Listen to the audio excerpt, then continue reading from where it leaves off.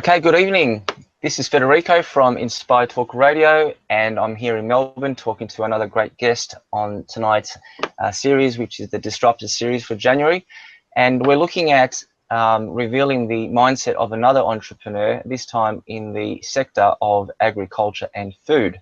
And joining me tonight is my very, very special guest, Phillip Bradley. How are you, Phillip? Great, thanks, Federico. Good to be with you. It's absolutely a delight, and thank you for your time, especially on a public holiday, which we're having here in Melbourne, or in Australia, should I say. It's Australia Day, not Melbourne Day. So, look, really what I'd like to do tonight is pick your brain, explore your journey as a disruptor, as a business owner, or perhaps as an entrepreneur, looking at what you've done so far over the last few years of starting your business, and also understanding the depth of your philosophy behind permaculture, which is really your specialty. So I'd like to, just for the viewers, briefly outline who you are so that they get a snapshot of your profile, I guess.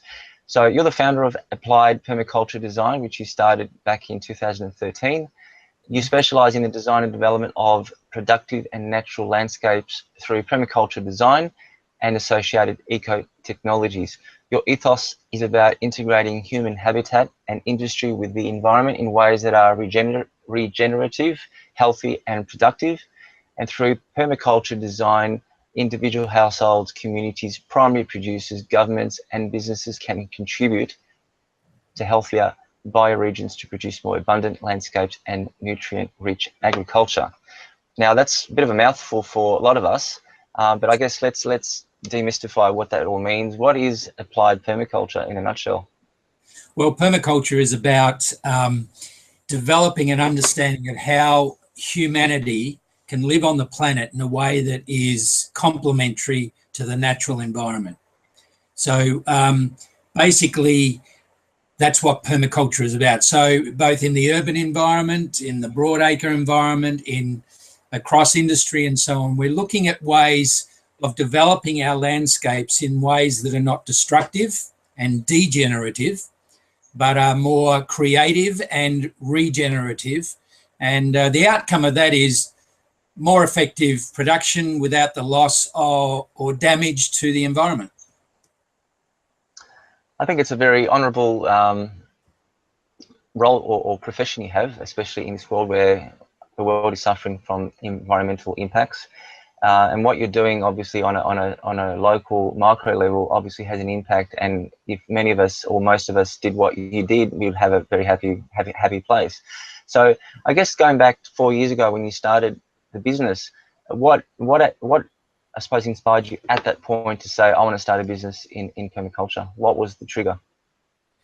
Well, look, the trigger was I came to a point in my working life where there was opportunity for change, and I stopped to consider the question, well, what do I want to do with my life from this point on? What sort of contribution do I want to make? And so I thought about, the things that I was passionate about. And there are a variety of things in there, but one that kept coming back to me was the nature of the environment. I remember as a young man, being very concerned about the nature of the environment. And I remember some of my earliest experiences flicking through an atlas that had some early information that was being presented about the impact of our cultures on the environment. And the more that linked in with what I'd been doing in more recent years, and Googling and searching and finding out information that I could seek out about the environment, the status of our environment, and more particularly looking at those who were pioneering ways of making a difference and restoring the health of the environment. And the more I thought about that, and the more I searched and the more I explored it, I'd come across permaculture. And it's one of a number of different eco-technologies, I call them, that have been exploring ways of restoring the environment and looking at ways of helping us as human beings to live in the environment in a way that gave regard to the environment and the natural processes in the environment, And in essence, that's learning to live in partnership with the way the natural processes work, rather than just bouldering right in and just doing what we want without regard to other life forms and the environmental system. Of course. So, you know, I settled on permaculture because there was a focused capacity to do some training in permaculture to formalize the things that I'd been exploring and discovering. And so I did the training there to complement what I'd been learning, and then looked at ways of developing a business framework to explore launching into that field and making a contribution, but also recognizing the importance of being able to provide for my family in the process. So that's basically the story behind it. It's great. Look, I like the fact that you've used the term pioneering, and as entrepreneurs or disruptors, pioneering is very much part of history, and I see more of that happening in the world of technology. And when applied to the environment, I think it's exciting to know that people like yourself are doing their part to make it a better place, change the impact in a positive way, hoping that there is a future to our planet. So I guess a lot of what you've said does describe the vision and mission of your business. Fundamentally, what is your legacy of your specific business, and maybe, you know, where would you like to see it in 5-10 years time? The legacy of my business will be an increasing number of people who have come to understand the issues that confront us in terms of living on the planet and how we develop our lifestyle and our culture and our industry, that have begun to incorporate into their own lifestyles an approach to living that reflects that, and ways in living that change the way they utilize the resources, change the way they live in a way that's more complementary to the environment and gives us a hopeful opportunity of overcoming some of the challenges that face us globally. So to me, the more people I can influence in that regard, that's going to be ultimately the legacy that I'd seek to achieve in the business. You talk about challenges. In fact, that was going to be my next question. Also, in terms of starting your venture, and you know, I'd like to understand some of the challenges you faced with regards to starting a business in an area that perhaps is relatively new or underdeveloped, or maybe lacking sort of the advancement that maybe we see in America or other developed nations. So specifically within your local marketplace, what were or what are the challenges that you're facing in this particular area of permaculture? Look, the challenge, first of all, is to help people grasp what permaculture is about and what the issues that are at stake behind it. So I don't often use the word permaculture in the startup, but seek to make connections with people who have an interest in the urban environment, for example, in gardening, who have an interest in farming or broadacre landscape management, and working alongside them, basically. I mean, one of the challenges for me, because I live in an urban environment, I felt it's pretty important for me to rise to the challenge myself of living in a way that demonstrated the difference that it can make. And so the way I manage my own quarter-acre landscape is one issue. But then there was a challenge, well, how do I make the connection with other people in the community? Now, there is a small, relatively small network of people who are beginning to form relationships now and who are actively engaged in permaculture and wrestling with the issues in their own lives that bring application to the permaculture principles. but I've always had a bit of an interest in connecting with people who have no idea.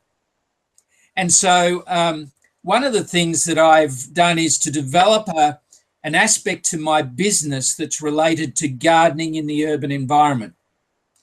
So this is a very base level. And so I seek out people through marketing and generally within that framework who are interested in the environment. Now, many people I come across aren't interested. Many people I come across have no idea, haven't been challenged with the thoughts before of how to utilize their quarter acre in a way that is good for the environment and good for their health.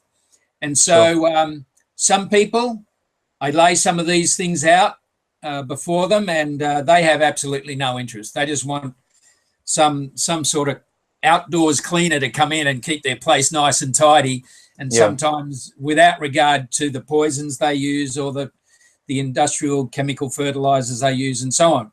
So what I'm finding over time is I'm developing relationships with a clientele who are very receptive about moving in the direction of respecting the environment, making a positive contribution to their immediate environment, and in a way that has an impact on the health of the environment and the health of their families. So that's an example of how I've modified my business development in a way that assists me in developing an income stream, but also helps me connect with people who are open to these issues and open to doing something about them. And I'm very encouraged when people begin to grasp that, at how ready they are to abandon traditional approaches to gardening and adopt a more natural process. So that's in my context. And then one of the other things that I've found in developing the business, apart from deliberately engaging in some pretty challenging business preparation, I've developed some connections with people in the broader context, both in permaculture and some of the other eco-friendly environmental niches. And, the holistic management movement, I've developed relationships in that scene, as well as across permaculture. So I put some time into developing those relationships because I realized that the lofty vision I have is something that cannot be achieved by an individual, but is better achieved when you collaborate with others who share something or some aspect of your vision. Now, you've hit the nail on the head. I was, in fact, about to use the word collaboration, and I've heard a lot of social serial entrepreneurs that I've met myself talk about collaboration. In fact, for them, it's the new currency of the future. That if we are to resolve global issues, it's about getting together.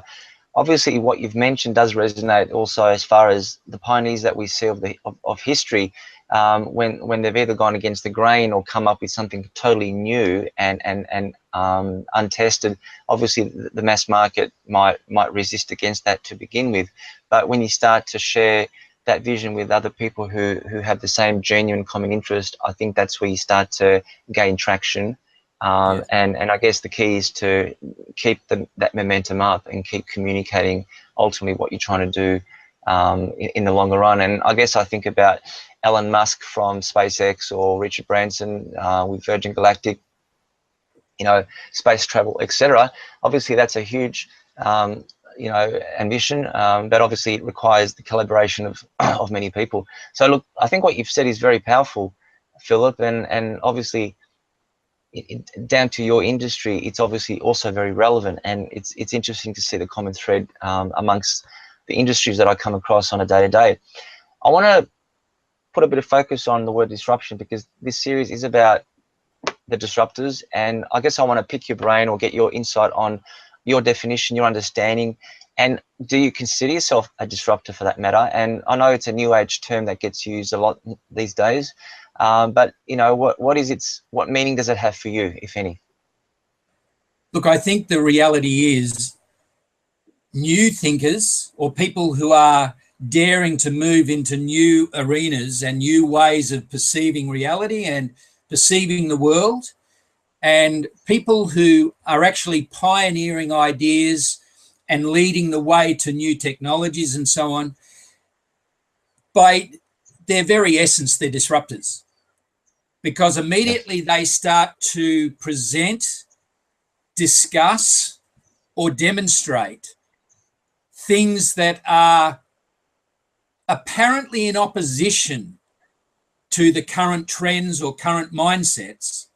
They immediately disrupt and disturb. And so, I mean, here in Australia, Bill Mollison, who was in association with David Holmgren, a foundational pioneer for permaculture, emerged in the 1970s when there was the stirrings beginning about our environment and how we were treating it. But the persistence and the readiness to disrupt people's thinking with a new way, with practical application, that created a sense of disruption that is continuing to challenge people today. And then there are other people like P.A. Yeomans, who was an engineer farmer in the 1950s here in Australia, who wasn't satisfied with the way things were being applied in a broad acre setting, and developed what has come to be known as keyline design, which is a way of managing the landscape and its hydration and its capacity to build soil structure and to produce greater production. And in his day, there were just a scattering of people who began to catch on to what he was saying, and he put it into practice on his farm. And people began to come to the farm to see the results of what he'd been doing. So I think one of the keys to disruptors is that we've got to find ways to demonstrate the reality of what we're talking about. We do need to start with our own setting and demonstrate what difference that's going to make. Sure. Without that, we're just talking concepts. And I think so it's about what it does when it hits the ground. And I guess the challenge as a disruptor is, what if the disruptor challenges the other disruptor, and to what point do you keep disrupting what has been disrupted? So my point is, or my question is, how do you compete in your industry when potentially there are others entering the marketplace, especially in a market that's new? Opportunities are there. There's obviously a great need to do what you do. So how do you compete? What would be the first thing that would come to mind doing what you do? It's a very interesting thought, that, because I think in particular with what I'm trying to achieve, there's a sense of collaboration in that I don't want to disrupt people who are moving in this same direction. I want to actually complement them, work with them to create new opportunities for them, not just for myself. So the challenge, I think, has been around making connections with people who have no idea, making connections with people who may be in their own quiet places and in their mind at times, wondering about the challenges we've got and how on earth we're going to get by them. How on earth are we going to look beyond them to have an hopeful sense of future? And so in many senses, it's come to a place where I've been challenged with my marketing. How do I connect with people who might be open to these things? And that's where I decided I had to tackle my own context, work in my own context to connect with people who, one, had an interest in the environment in some form or other, primarily gardening, their own, looking after their own particular landscape in their environment. So that has been the jumping off point with me. But making connections with other eco-technology groups like holistic management. Sure. And connecting with those people. So on that point of competition, if you had to bet on one of these three categories as being the most critical for your business, between forming strategic connections versus being an influential leader, or having a lot of venture capital, of those three, what would you say is critical for you? I think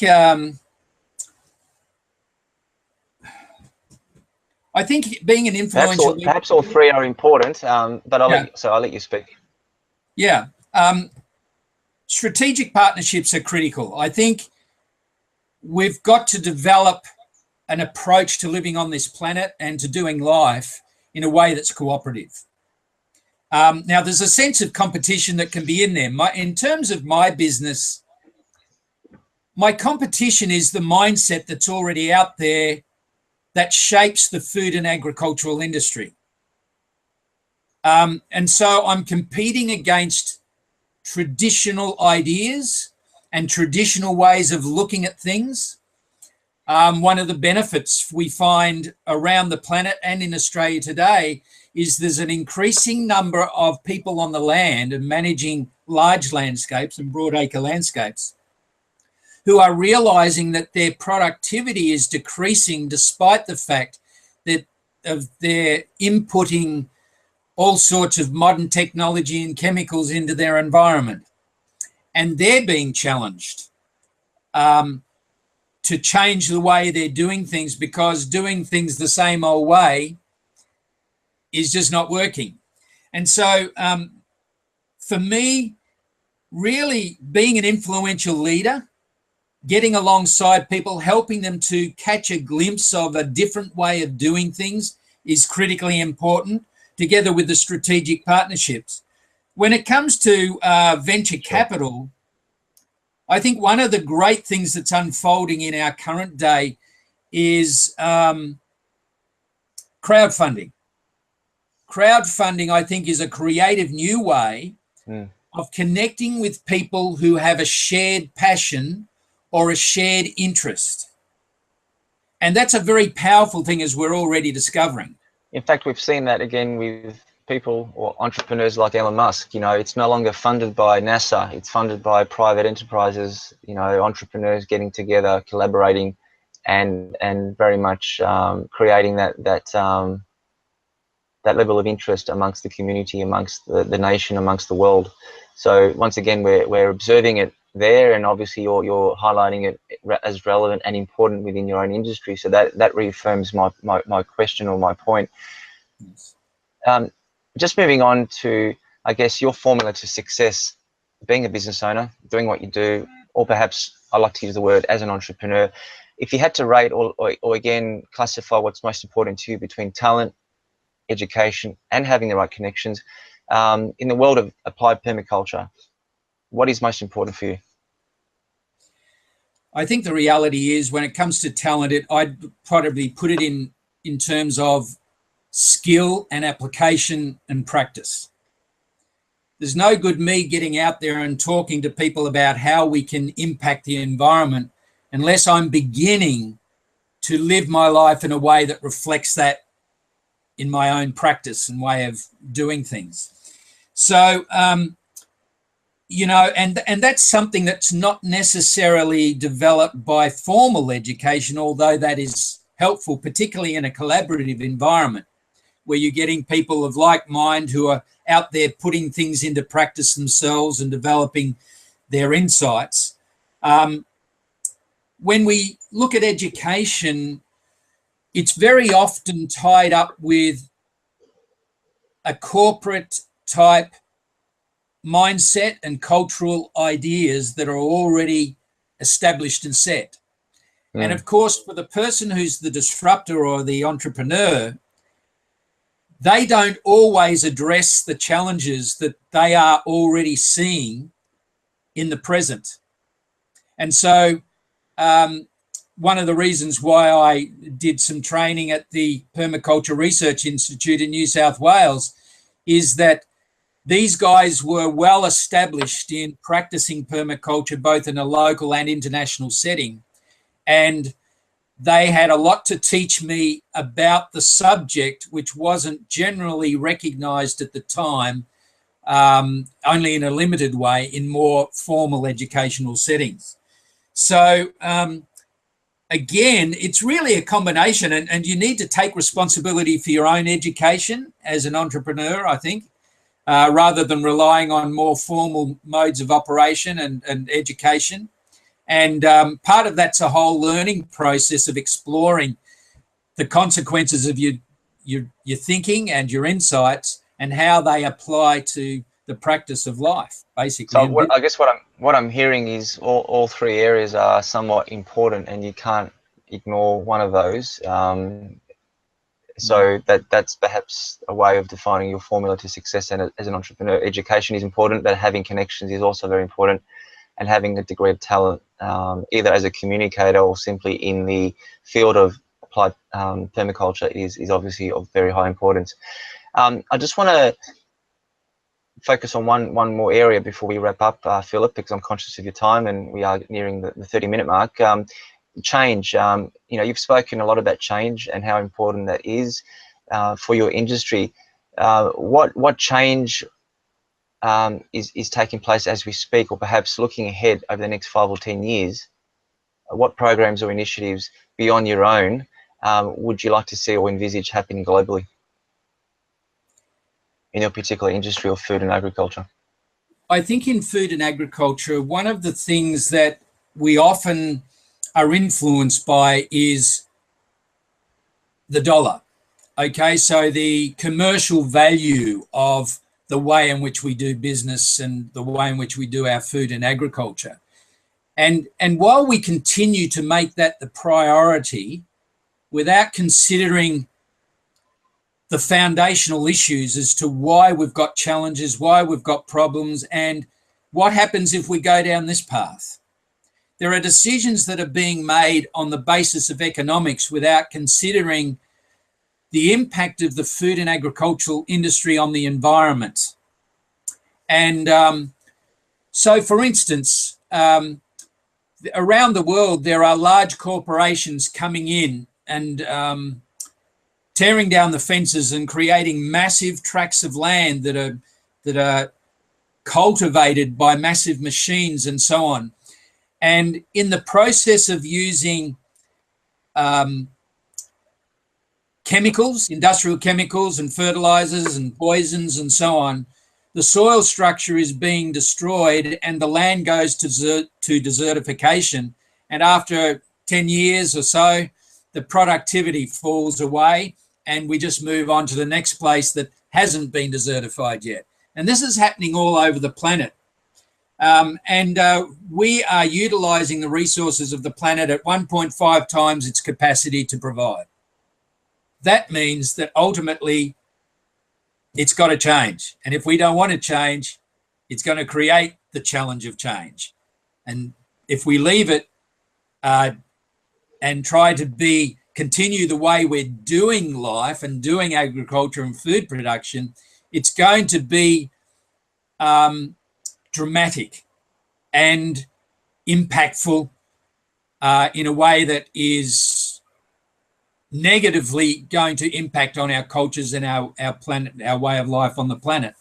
So we've got to be innovative, but we've got to get back to understanding the processes in the natural world that make agriculture and food production effective and abundant in a way that doesn't destroy the planet, but actually helps to regenerate the planet.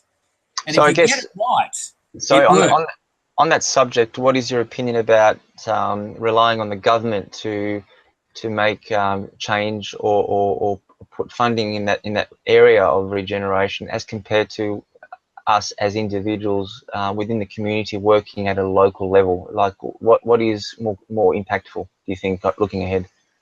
Look, I think we've got to work in both arenas, but it's critical that at the grassroots level, we as human beings begin to wrestle with the issues and ask the question, what can I do in my setting to make a difference? And who is there around me who can help me understand these issues and give me ways of addressing the matter and putting it into action in my quarter acre or on my 2,000 acre broad acres farm?